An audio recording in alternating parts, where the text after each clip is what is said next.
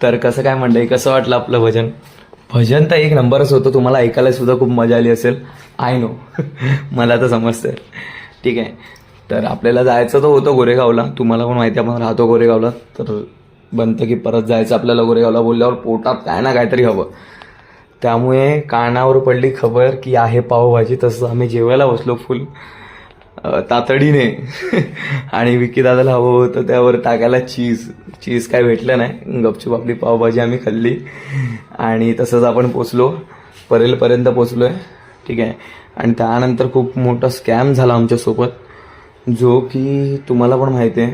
पूर्ण मुंबई अर्धी जी डिपेंड असते आपल्या लोकलवर, आणि लोकलच त्या टायमाला बंद पडली होती.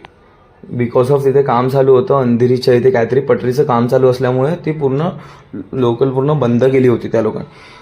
आणि तसंच सर्व माणसं जे बघाल ना तुम्ही की रस्त्यावर आले होते, कोण टेम्पोने जात आहे, कोण कशाने जात आहे. आम्ही ओला उबेर बुक करतोय, बट कोण पिकअप उचलायला मागत नव्हतं. तर काय करणार, शेवटी चालत चालत चालत चालत चालत चालत आम्ही पोचलो माहीम स्टेशनपर्यंत. माहीम स्टेशनला पोचून त्याच्यानंतर पुढे गेलो आम्ही. थोडं माहीम फाटा आहे, माहीम फाट्याच्या इथून आम्हाला भेटली नशिबाने, देवाच्या कृपाने आम्हाला ओलावाला एक भेटला.